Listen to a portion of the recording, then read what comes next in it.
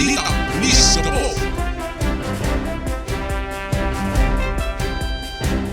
Good morning mga ka-OK, magandang umaga lungsod ng Olongapo. Panibagong araw ng pagbabalita mula sa City Community Affairs and Development Unit ng Olongapo City Police Office. Kami ang inyong Pulis Gapo ngayong umaga. Ako po si Patrolwoman Mary Francel Asparin. At ako naman po si Police Staff Sergeant Cherry May Balangkit na bumabati po sa inyo ng isang maulang umaga pa rin ka-partner. Kanina nga nagkakaroon na ako ng pag-asa dahil sumilip na si Haring Araw. Kaso na naig pa rin ng ating ulan. Ngayon po is araw po ng Huwebes, August 20, 2026. Katuwang po natin ng Subic Broadcasting Corporation at ng 97.5 DWOK FM, ito ang radyo ko. Bilang kapartner natin sa paghahatid ng mga mahalagang kaganapan at impormasyon. Welcome po sa ating programang Pinalakas Online para sa ating mga kababayang Olongapeño. Sama-sama tayo para sa Balitang Pulis Gapo. Good morning, partner! Batiin natin ang ating mga tagapakinig ngayong araw. Yes, good morning po mga ka-OK. Patuloy ang buhos ng ulan, naway safe po ang lahat. Narito ang pinakahuling ulat panahon batay sa pinakahuling forecast ng Pag-asa. Patuloy na nakakaapekto ang habagat o southwest monsoon sa malaking bahagi ng Luzon. Ayon sa Pag-asa, inaasahan ang maulap na kalangitan at pag-ulan na maaaring maging katamtaman hanggang malakas sa ilang lugar. Kabilang dito ang Zambales, Bataan at Occidental Mindoro. May monsoon rains na maaaring maging malakas hanggang matindi. Posible rin ang mga flash floods at landslides lalo na sa mga lugar na mababa at bulubundukin. At para naman po sa kalagayan ng ating mga karagatan, katamtaman hanggang malakas ang hangin sa hilaga at kanlurang bahagi ng Luzon mula timog kanluran habang ang mga coastal waters ay maaaring maging moderate hanggang rough na may taas ng alon ng humigit kumulang 1.5 hanggang 3 metro. Mahalagang paalala dahil kabilang ang Bataan at Zambales sa mga lugar na inaasahang makaranas ng monsoon rains, pinapayuhan ang publiko na manatiling alerto sa posibleng flash flood, landslide at biglaang paglakas ng ulan. Kaugnay nito, isang landslide ang naitala sa Barangay Gordonites, Olongapo City. Isang pamilya ang agad na lumikas matapos gumuho ang bahagi ng isang riprap wall sa Block 4 Upper Adamos Street, Barangay Gordonites, Olongapo City. Kahapon lamang yan, partner, August 19, 2026 dahil po sa malakas na pag-ulan dulot ng habagat. Base sa initial report ng Olongapo City Police Office, bandang 1:30 po ng hapon nang mangyari ang insidente, bunsod ng malakas na agos ng tubig, ulan na dala ng southwest monsoon o habagat. Agad naman na rumisponde ang mga tauhan ng Police Station 5 matapos makatanggap ng impormasyon mula sa Barangay Peace Action Team o BPAT ng Barangay Gordonites sa pamamagitan ng ating mga Joint Police and Barangay Peacekeeping Action Teams Mobilization or the JBM Patrol System. Bilang pag-iingat, agad na inilikas ang mga apektadong pamilyas at pansamantalang nanuluyan sa kanilang isa pang bahay sa Guanga Lane Street, Barangay Gordonites. Wala namang naiulat na nasawi o nasagwatan sa insidente. Patuloy namang pinapayuhan ng Olongapo City Police Office ang mga residente, lalo na ang mga nakatira malapit sa gilid ng bundok, matatarik na lugar at mga lugar na prone sa landslide, na manatiling mapagmatsyag ngayong umiiral ng habagat. Sa oras ng matinding pag-ulan, makipag-ugnayan agad sa barangay o sa pinakamalapit na humpila ng pulisya at lumikas kung kinakailangan upang maiwasan ang anumang sakuna. Mga ka-OK, muli naming pinapaalala na ang kaligtasan ay aming prioridad dahil sa banta ng pagbaha at landslide sa mga lugar na may malalakas na pag-ulan. Maya-maya lamang sa huling bahagi ng ating programa ay magbibigay tayo ng ilang safety tips upang maging ligtas ang ating mga ka-OK, kaya manatiling nakatutok mga ka-OK. Maraming salamat po sa patuloy niyong pagsuporta at pakikiisa sa Olongapo City Police Office.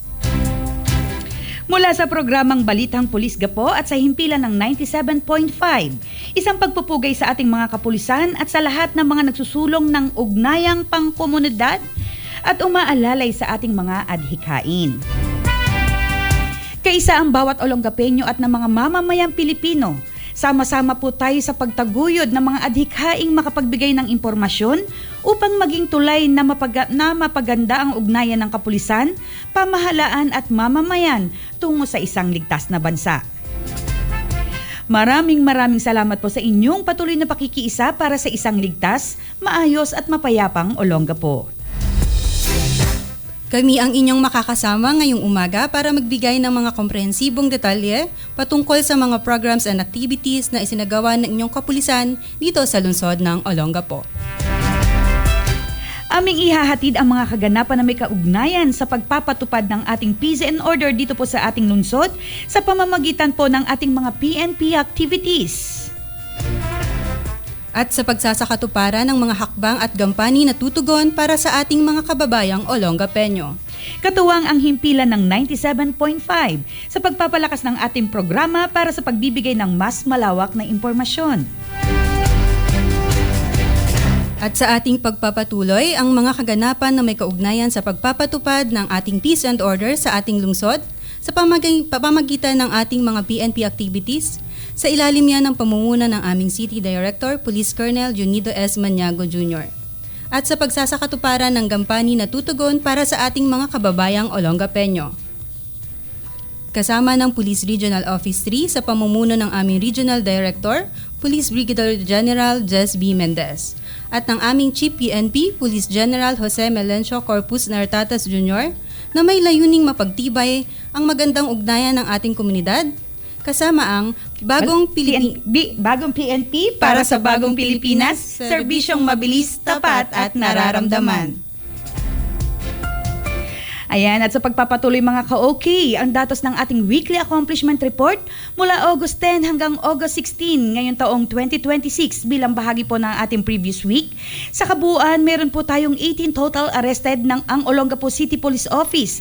Sa pangunguna po yan ng aming City Director Police Colonel Maniago mula sa isinagawang magkakahiwalay na anti-criminality operations. Sa campaign against illegal drugs, 9 drug personalities ang naaresto naman ng Olongapo City Police Office mula sa matagumpay na isinagawang 8 anti-illegal drug operations at pagkakakumpiska ng 14.6 grams ng shabu na may kabuuang halaga na 99,280 pesos. Kaugnay nito, isang high-value individual o HBI na sangkot umano sa ilegal na droga ang naaresto ng mga operatiba ng Olongapo City Police Office na isinagawang operasyon sa Barangay Calaklan. Bandang alas 11 ng gabi noong August 14, 2026, nagsagawa ng Oplan Galugad ang Drug Enforcement Unit ng Police Station 1, katuwang ang City Drug Enforcement Unit o CPDEU at ng mga BIPAT sa Purok sa East. Sa may bantay bayan sa sakop ng Barangay Calaklan, lungsod ng Olongapo. Ang operasyon ay sinagawa sa ilalim ng Target Intelligence Packet na nagresulta sa pagkakaaresto sa isang 31-year-old na lalaki na kilala sa alias na Totoy, na nakalista bilang high-value individual sa illegal na droga. Nakumpiska sa operasyon ang 5 sachet ng hinihinalang shabu na may kabuuang timbang na humigit kumulang 2.26 grams na may standard drug price na tinatayang nasa 15,388 pesos. Na-recover din ng mga operatiba ang isang 500 peso bill na nagsilbing mark money na ginamit sa sinabing operasyon. Dinala ang mga naarestong suspek at ang mga nakumpiskang ebidensya sa tanggapan ng Police Station 1 para sa kaukulang dokumentasyon at pagsasampa sa kasong paglabag sa Republic Act No. 9165 o ang Comprehensive Dangerous Drugs Act of 2002. Patuloy namang pinaigting ng Olongapo City Police Office ang kampanya laban sa iligal na droga bilang bahagi ng kanilang commitment sa pagpapanatili ng ligtas at mapayapang komunidad. Narito po ang paalala ng kapulisan, ang laban kontra iligal na droga ay responsibilidad ng bawat isa. Makipagtulungan, maging mapagmatsyag at agad i-report sa kinaukulan ng anumang kahinahinalang aktibidad sa inyong lugar. Ayan partner, pansamantala muna natin puputulin at muli pong magbabalik ang Balitang Pulis Gapo matapos po ang ilang paanala. Manatiling nakatutok sa himpilan ng 97.5. Muli po nagbabalik ang Balitang Pulis Gapo at para naman po sa pagpapatuloy, para naman po sa ating accomplishment on wanted persons. Matagumpay na naaresto ng Olongapo City Police Office sa ilalim ng pamumuno ni Police Colonel Jonido Maniago Jr., ang aming City Director, ang 8 na wanted person na magkakahiwalay na operasyon na isinagawa ng Police Gapo sa loob po yan ng 1 linggo. Kaugnay nito, ang mga akusado ay nadakip sa pamamagitan ng warrant of arrest at may kinakaharap na kaso gaya ng mga sumusunod. Kasong simple theft na inisyo ng Regional Trial Court Branch 69 ng Iba, Zambales. At kasong qualified theft sa Barangay New Banicain, Olongapo City na may piyansa nga abot sa 40,000 pesos. Meron din pong kasong theft o pagnanakaw na may piyansa nga abot sa 10,000 pesos at Article 154 in relation to Section 6 of RA 10175 of the Revised Penal Code o tinatawag nating unlawful use of means of publication and unlawful utterances na may piyansang aabot sa 66,000 pesos. Meron din pong 2 counts ng violation of Presidential Decree PD 1602 na may piyansang aabot sa 60,000 pesos. Isang wanted person ang naaresto ng Olongapo City Police Office sa isinagawang Oplan Galugad sa Barangay Pag-asa at Barangay New Kalalake ng Olongapo City na may kasong theft o pagnanakaw na may piyansa nga abot sa 10,000 pesos. Bukod sa pagkakaaresto sa wanted person, naka-recover din ang mga operatiba ng isang abandonadong improvised handgun na walang serial number, isang live ammunition na 12 gauge shotgun ammunition at isang piraso ng abandonadong Upper PNP Field Service Uniform or PNP FSU. Isang wanted person ang naaresto ng Olongapo City Police Office sa isinagawang Oplan Galugad sa Barangay Santa Rita, Olongapo City na may kaso namang unjust vexation na may piyansang aabot sa 3,000 pesos. Isa ring wanted person ang naaresto ng Olongapo City Police Office sa isinagawang Oplan Galugad sa Barangay Barreto, Olongapo City na may kasong qualified theft na may piyansang aabot sa 40,000 pesos. Isang wanted person ang naaresto ng Olongapo City Police Office sa isinagawang Oplan Galugad sa Barangay Santa Rita, Olongapo City na may kasong serious physical injury na may piyansa nga abot sa 3,000 pesos at pagkaka-recover ng abandoned improvised 12-gauge shotgun o yung tinatawag nating sumpak loaded with 1 piece of 12-gauge shotgun live ammunition. Ihaharap sa kinauukulang hukuman para sa kaukulang legal na proseso ang mga inarestong akusado. Ayon kay Police Colonel Maniago Jr., ang mga magkakahiwalay na operasyon ay bahagi ng pinaigting na kampanya laban sa mga wanted na individual na nagpapatunay na patuloy ang pagsisikap ng kapulisan na maihatid ang hustisya ang mga taong may kinaharap na kaso. Para naman sa ating karagdagang balita, isang lalaki ang naaresto matapos umanong nakawin ang 100,000 piso mula sa isang Thai national sa isang inn sa Olongapo City. Ayon sa ulat ng Olongapo City Police Office, bandang 4:35 ng madaling araw noong August 16, 2026, nang mangyari ang insidente sa loob ng Acme Inn sa matatagpuan sa Magsaysay Drive, Barangay New Asinan, Olongapo City. Ang biktima ay isang 34 years old na Thai national at seafarer na kasalukuyang nananatili sa Subic Bay Yacht Club. Batay sa paunang investigasyon, nag-check-in umano sa nasabing inn ang biktima at ang suspect matapos manggaling sa isang disco bar. Dahil umano sa kalasingan, hindi napansin ng biktima nang kunin ng suspect ang humigit kumulang 100,000 pesos na nakalagay sa kanyang waist bag. Nang i-report ng biktima ang insidente sa Police Station 3 bandang alas 7:35 ng gabi, agad na nagawa ng follow-up investigation ang mga tauhan ng himpilan. Nakumpirma rin umano sa pamamagitan ng CCTV footage at salaysay ang isang saksi na magkasamang pumasok sa establishmento ang biktima at ang suspect. Dahil dito, sinagawa ng mga tauhan ng Police Station 3 ang follow-up operation na nagresulta sa pagkakaaresto sa suspect na 28 years old at residente ng Barangay Gordon Heights, Olongapo City. Ang naarestong suspect ay dinala sa Police Station 3 para sa kaukulakang dokumentasyon at disposisyon, habang nagpapatuloy ang investigasyon kaugnay ng insidente. Paalala ng Olongapo City Police Office sa publiko maging maingat sa pag-iingat ng pera at mahalagang gamit, lalo na kapag nasa pampublikong lugar o establishmento. At iwasang mawala ng malay o kontrol sa sarili dahil sa labis na pag-inom ng alak. Isang malungkot po na balita, isang Malaysian national ang natagpuang wala ng buhay sa loob ng isang hotel room sa Subic Bay Preferred Zone na ayon sa paunang pagsusuri ay posibleng dahil sa cardiac arrest. Natuklasan ang insidente bandang 7:30 ng gabi noong August 15, 2026 sa isang kwarto sa ikatlong palabag ng Ibis Style Subic na matatagpuan sa Rizal Highway, corner Santa Rita Road, Subic Bay Freeport Zone. Kinilala ang nasawi bilang si Arthur Siao, 49 years old, Malaysian national at kasalukuyang naka-check-in sa nasabing hotel.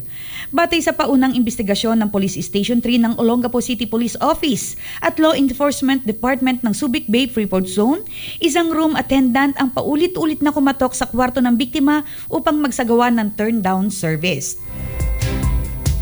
Nang walang sumagot, binuksan umano ng room attendant ang pinto at nakita ang biktima na nakahiga at wala ng malay sa kanyang kama. Agad itong nai-report sa duty manager na siyang nag-abiso sa Law Enforcement Department ng Subic Bay Freeport Zone. Ayon naman sa responding physician ng SBMA Dispensary or cardiac arrest ang paunang tinukoy sa sanhi ng pagkamatay. Samantala, batay sa isinagawang investigasyon at pagsusuri sa CCTV footage, walang ibang individual ang nakitang pumasok sa kwarto sa loob ng nakalipas na 24 oras. Nananatili ring buo ang personal na gamit ng biktima at wala namang nakitang palatandaan ng foul play sa lugar. Patuloy namang isinasagawa ng mga otoridad ang kaukulang dokumentasyon at investigasyon upang makumpirma ang mga detalye at sanhi ng pagkamatay. Bilang pagtalima sa ating karapatang pantao, minabuti ng aming programa na gumamit ng alias na sa pangalan ng suspect at biktima. At limitado din sa pagbibigay ng detalye upang mapangalagaan ang kanilang personal na impormasyon alinsunod sa umiiral na naging batas patungkol sa Data Privacy Act. Bilang isang alagad ng batas at may respeto sa kapangyarihan ng ating saligang batas, mahalaga na tayo ay maging tulay sa bawat Pilipino upang maitaas ang kanilang kamalayan patungkol sa mga pagkalat na maling konotasyon o pananaw sa mga napapanood o nakapost sa social media na maaaring makaapekto sa kanilang pangunawa, lalo na po sa mga inarestadong individual. Ayan. Ano ang karapatan ng inarestong individual ayon sa saligang batas? Ayon sa 1987 Constitution of the Philippines, Article 3 ng ating Bill of Rights, may mahalagang karapatan ng isang taong inaresto o nakakulong.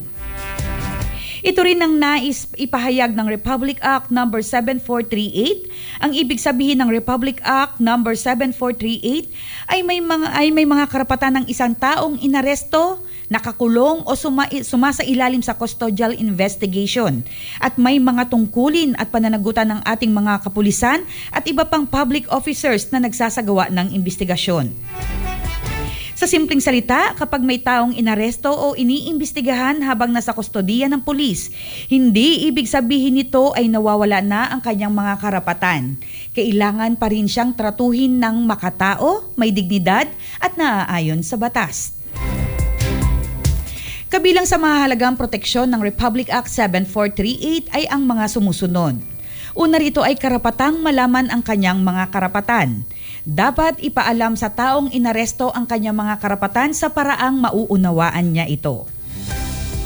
Pangalawa naman ay karapatang magkaroon ng abogado. May karapatan siyang magkaroon ng competent and independent counsel, lalo na bago o habang isinasagawa ang custodial investigation. Pangatlo naman dito ay karapatang manahimik. Ayan, hindi siya maaaring pilitin na magsalita o magbigay ng salaysay laban sa kanyang sarili. At ang pang-apat ay proteksyon laban sa pamimilit at pang-aabuso. Hindi maaaring gumamit ng torture, force, violence, threat, intimidation o anumang paraan ng pamimilit upang makakuha ng confession o admission. At ang pinakahuli ay may pananagutan ang mga arresting, detaining at investigating officers. Kung lalabag ang isang public officer sa mga karapatang ito, maaari siyang managot sa ilalim ng batas. Para sa ating mga kapulisan, mahalaga ang Republic Act 7438 dahil pinapaalala nito na ang law enforcement at human rights ay hindi magkasalungat. Maaaring arestuhin at imbestigahan ng pulis ang isang taong pinaghihinalaang lumabag sa batas. Ngunit dapat din itong gawin sa tamang proseso at may paggalang sa kanyang mga karapatan. Ang pag-aresto sa isang tao ay hindi nangangahulugan na maaaring alisin ang kanyang mga karapatan. Ang tungkulin ng pulis ay ipapatupad ang batas habang pinoprotektahan ang dignidad at karapatan pantao ng bawat tao. Ito ay diwa ng Republic Act 7438, Justice with Due Process, Accountability with Respect for Human Rights. Ayan, partner, pansamantala natin munang puputulin at magbabalik po ang Balitang Pulis Gapo matapos ang ilang paalala. Manatiling nakatutok sa himpilan ng 97.5. Muli po nagbabalik ang Balitang Pulis Gapo. At para naman po sa ating isinagawang community engagement sa loob po ng ating lungsod, dahil sa walang humpay na pagbuhos ng ulan, nagkaroon po ng sunod-sunod na insidente ng landslide dito po sa ating lungsod. Kabilang na po sa Barangay Barreto, Gordonites at Old Cabalan. Patuloy ang inyong kapulisan, katuwang ang ating mga rescue team at iba pang ahensya sa pagsasagawa ng clearing operations, partikular na sa Barangay Barreto matapos ang naganap na landslide upang manumbalik ng ligtas at maayos na daloy ng trapiko sa kabuhayan at nabanggit na barangay. Kinikilala ng Olongapo City Police Office ang dedikasyon at di matatawarang sakripisyo ng lahat ng ahensyang nagtutulungan upang matiyak ang kaligtasan ng mga residente at motorista. Muli, maraming salamat mga ka-OK. Pinangunahan naman po ni City Director Police Colonel Junido S. Maniago Jr. ang mga opisyal at tauhan ng Olongapo City Police Office o OCPO sa kanilang paglahok via Zoom sa paglulunsad ng Pro-3 JBM Patrol System na may temang Joint Police BPATS Mobilization towards Crime Prevention and Detection in Central Luzon. Isinagawa ang naturang launching noong August 14, 2026 bilang bahagi ng hakbang ng Police Regional Office 3 upang higit pang palakasin ang ugnayan at koordinasyon ng Philippine National Police at ng Barangay Peacekeeping Action Team o BPATS sa pagpapanatili ng kapayapaan at kaayusan sa mga komunidad. Layunin nito ang pagsamasamahin at palakasin ang mga police personnel at BPATS sa kanilang mga pagsisikap na maiwasan at matukoy ang mga krimen sa kanilang mga lugar. Ibig sabihin, mas magiging mabilis ang pagtutulungan ng pulisya at barangay sa pagtugon sa mga problema ng komunidad. Sa pamamagitan ng JBM Patrol System, mas pinalakas ang koordinasyon, pagbabahagi ng responsibilidad at pakikipag-ugnayan ng pulisya at BPATS. Sa halip na magkahiwalay na kumilos, layunin ng sistema na magkaroon ng mas organisado at magkakaugnay na community patrol efforts na makakatulong sa crime prevention at detection. Buong suporta ang pinahayag ng OCPA sa JBM Patrol System bilang isang mahalagang hakbang tungo sa mas matatag na police-community partnership, mas aktibong pakikilahok ng mga barangay at mas mabilis at responsive na police service. Mga kababayan, ipinapakita lamang nito na sa pagpapanatili ng seguridad, hindi lamang pulis ang gumaganap ng mahalagang papel. Mahalaga rin ang pakikisa ng ating mga barangay, BPATS at higit sa lahat ng bawat mamamayan.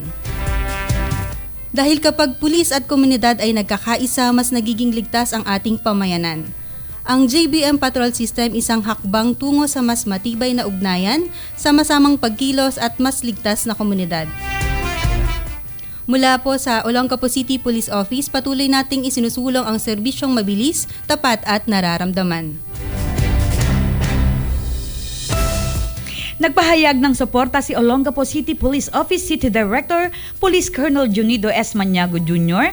sa matagumpay na pagbisita ng US Culinary Envoys sa Banquero Fisherman Association o BFA na pinangunahan ng Local Government Unit of Olongapo City sa pamamagitan ng City Agriculture Office. Tinampok sa aktibidad ang mga lokal na produkto ng ating mga mangingisda, kabilang ang bottled smoke, galunggong at bangus. Gayon din ang pagbabahagi ng kaalaman tungkol sa post-harvest fisheries development, sustainable livelihood at culinary innovation. Nakibahagi rin ang City Tourism Office sa pagsusulong ng lokal na produkto, community enterprises at tourism potential ng Olongapo City. Para sa Olongapo City Police Office, mahalaga ang ganitong pagtutulungan dahil nagbibigay ito ng mas maraming oportunidad para sa sustainable livelihood, community development at pagpapalakas sa ating mga fisher folks. Patunay lamang na sa pagtutulungan ng pamahalaan, komunidad at ang international partners, ang lokal na talento at produkto ng Olongapo ay maaaring makilala hanggang sa pagdaigdigang komersyo. At yan po ang aming accomplishment on community engagement at intensified information operation para sa inyo mga ka-OK. Ang lahat ng mga aktibidad na ito ay bahagi ng aming adhikain na isulong ang programa ng PNP sa pamamagitan ng PNP Focus Agenda, kaya naman hinihikayat namin ang lahat na makiisa upang mas lalo natin mailapit ang ating mga kababayang Olongapeño ang serbisyo publiko ng Pulis Gapo. Sa pagpapatuloy, dumako naman tayo sa pamimigay ng ating mga safety tips. Bilang bahagi ng ating pagpapaigting ng intensified information operation para sa ating mga ka-OK na talaga namang pakapakipakinabang. Isang ligtas at mapayapang lungsod ang layunin ng ating kapulisan. Para sa ating safety advisory, maging ligtas sa landslide at malakas na ulan. Mga kababayan, patuloy pa rin ang pag-ulan, kaya naman mahalagang manatili tayong alerto, lalo na ang mga nakatira malapit sa bundok, matatarik na dalisdis, sa ilog at sa iba pang lugar na madaling bahain o magkaroon ng pagguho ng lupa. Narito po ang ilang mahalagang paalala. Una, maging mapagmatsyag sa mga palatandaan ng landslide. Kung mapansin ang biglaang pagbitak ng lupa o pader, pagtabingi ng mga puno o poste, pag-agos ng putik, bato o tubig mula sa dalisdis, agad na lumayo sa lugar at ipagbigay alam sa mga otoridad. Ikalawa, huwag nang hintayin na tuluyang gumuho ang lupa bago lumikas. Kung kayo ay nasa lugar na itinuturing na landslide prone at inabisuhan ng inyong barangay na lumikas, sumunod agad at pumunta sa tinatalagang evacuation center. Ikatlo naman po, iwasang lumapit sa lugar na nakararanas na ng landslide. Kahit tumigil na ang pag-ulan, maaari pa ring magkaroon ng kasunod na pagguho. Kaya't manatili sa ligtas na lugar hanggang ideklara ng mga otoridad na ligtas nang bumalik. Kaapat, maging maingat sa pagmamaneho. Iwasang dumaan sa mga kalsadang may baha, putik, bato o debris mula sa landslide. Bawasan ang bilis at magbigay daan sa mga rescue at emergency vehicles. Ayan partner, maaari rin magbigay tayo ng paalala sa mga magulang, lalo po sa ngayon nag-uulan-ulan. Yan. Sinupin po natin ang ating mga anak, lalong-lalo na po kung ito po ay maliliit pa. Kasi usually partner, pag mga ganyang bata is gusto naglalaro sa baha or naliligo sa baha. Kaya hindi natin naiiwasan, minsan nagkakaroon po ng insidente pagkalunod. Kaya sa ating mga magulang, nananawagan po kami na huwag nating hayaan ang ating mga anak at sinupin po natin sila. Huwag natin silang aalisin sa ating mga paningin. Yan, at higit sa lahat, huwag mag-atubiling humingi ng tulong kapag may emergency. Kung may landslide, taong natrap, aksidente, pagbaha, medical emergency, sunog o anumang sitwasyon na nangangailangan ng agarang tulong, tumawag sa Unified Emergency Hotline 911. Ang 911 ay isang nationwide emergency number na nag-uugnay sa mga responder para sa police, fire, medical at rescue services. Libre at available ito 24 oras bawat araw. Kapag tatawag sa 911, malinaw na sabihin ng eksaktong lokasyon, uri ng insidente, bilang ng mga taong nangangailangan ng tulong at iba pang mahalagang impormasyon na makakatulong sa responders. Isang mahalagang paalala, huwag gamitin ang 911 sa prank call o maling impormasyon. Ang bawat segundo at bawat linya ay mahalaga para sa mga taong tunay na nangangailangan ng agarang tulong. Para po sa karagdagang weather updates, patuloy na subaybayan ang mga opisyal na abiso ng Pag-asa at anunsyo ng Olongapo City Disaster Risk Reduction and Management Office. Muli, para sa agarang tulong at mabilis na pagresponde, tumawag ka agad sa Unified Emergency 911. Paalala, maging responsable rin sa paggamit ng social media. Iwasan ang pagpapakalat ng hindi beripikadong impormasyon o fake news. O kaya naman pagbibigay ng mga komentong maaaring magdulot ng takot sa kapwa. Hintayin at ibahagi lamang ang mga opisyal na impormasyon mula sa otoridad. Mas mainam na laging tumutok sa himpilan ng 97.5. At yan po ang ating mga safety tips for today. Naway meron po tayong napulot na aral at mag-ingat po tayo lagi, mga ka-okay. At para maging updated sa AKPO activities and accomplishment, please follow our Facebook page at Pulis Gapo Disiplinado. At please give us your likes, comments, and shares sa aming Facebook account at Olongapo City Police. Diyan nyo po makikita ang aming mga conducted activities and accomplishments. Also, please follow our YouTube channel at Olongapo City Police Office. At syempre kung saan nyo po kami nakikinig ngayon, ang 97.5 DWOK FM.